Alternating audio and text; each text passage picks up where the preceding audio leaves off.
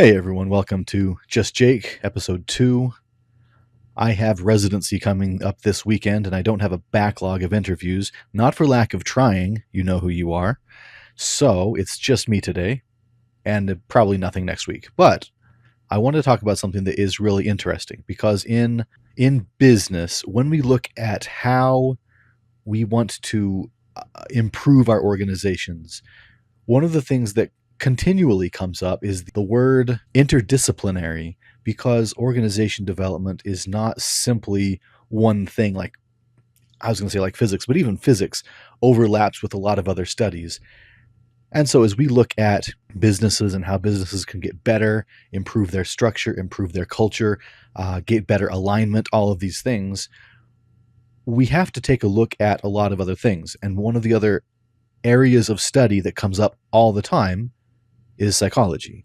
Why? Well, that should be obvious because organizations are, whether it's a business or it is your book club or your church or your political organization, whatever it is, it's made up of people, it's made up of little brains that are psychological entities. One of the assertions that I will probably not research anytime soon, but would like to eventually, is the idea, a fractal idea. If you can imagine, the tree and the shape of the trunk is also the shape of the branches, and also the shape of the smaller branches and the twigs, and the leaf stems and the roots. Right? It all kind of fractals out. No matter what level you're looking at, you have in essence the same shape.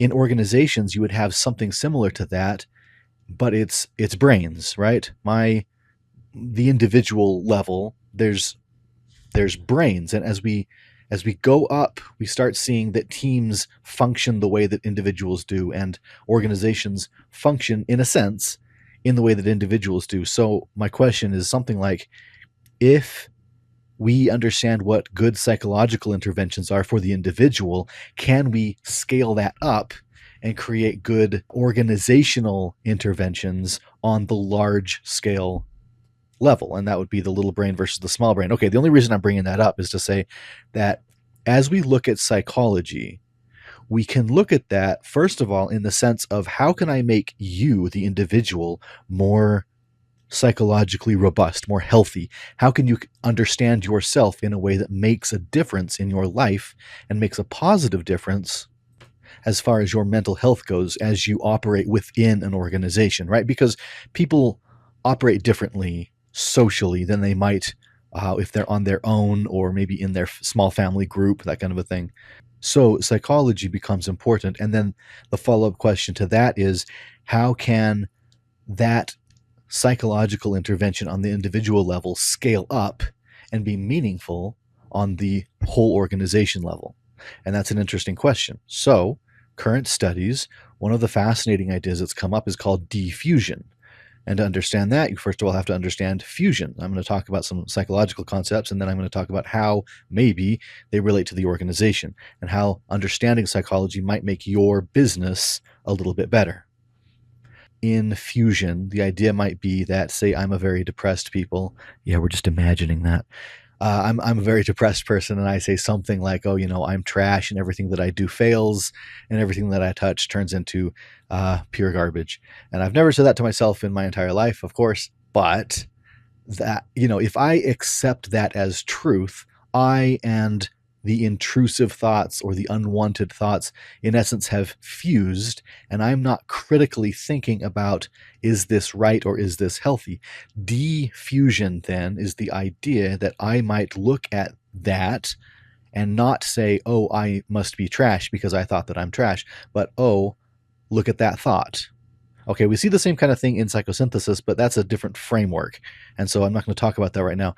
But the idea here broadly is that there are a lot of psychological frameworks for understanding health and understanding therapy and understanding how we conceive of ourselves and how we move forward.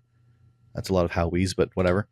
That help us do better, help us perform better, help us think about ourselves better. Okay, so as we look at this idea of defusion, I may need to, in essence, take a step back and look at myself and say, okay, well, I am the context in which this thought has arisen, and then be critical of the thoughts.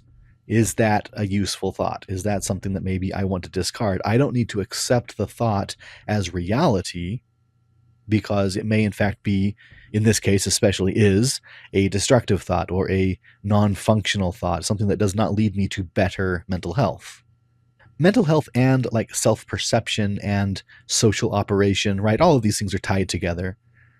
So in this sense, in the context of defusion, I am the thing that notices the thoughts, not necessarily the thing that gets caught up in the thoughts. And that's a very useful way, especially for someone who has a lot of intrusive thoughts, or someone who has a lot of, non-functional thoughts that might lead them down darker paths. And all of this fits into the broader context of this is acceptance and commitment therapy. And I may want to talk more and more about this because it's such an interesting way of thinking about the human mind and an interesting way of thinking about how you might operate socially. So, how would this idea of defusion manifest at the organizational level? And I think there's a couple of different ways to think about this. So, on one level, you can look at not thoughts, but cultural assertions. So, within an organization, there may be ideas that just exist, and maybe they're not always really great. So famously, there's the saying that the customer is always right. When you're looking at retail situation where customers might be really wrong. In fact, it's only half of the original quote. But if a organization espoused this idea, that may have effects on how they interact with customers or how they value their own products. That may affect behavioral norms or how hiring and firing practices works out.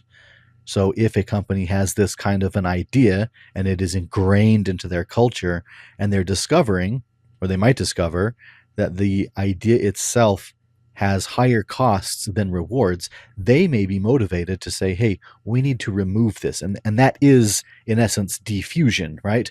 We have an idea, it's part of who we are as an organization, and we're gonna separate that and say, not that this thing defines who we are as an organization, but that we as an organization are noticing that this idea persists. Is the idea functional? That allows, whether it's on the individual level or on the organizational level, that allows you to be critical and to think critically about the kinds of things that your organization culturally believes are true. Okay, another example might be something along the lines, not that it appears in culture, but that it appears from authority. So you have a boss, a manager, an executive who likes to make the claim that, we want to see dedication, and dedication means working long hours, or it means being in the office more frequently than you have to for a hybrid position, something like that. And the organization might look at that and say, well, sure, we accept that because you're the authority, but maybe it's important to step back and say, is this promoting health on the individual level? Is that personal imbalance resulting in problems that could be fixed if we stopped demanding long hours from our people? But again, that's diffusion. One has to step back and look at it and say, does this work? Is it working? What are the alternatives? But I can't think critically about something that I am fused with, whether that's on the organization level or the individual level. And so this idea is actually really, really powerful, and it's really helpful across many different domains.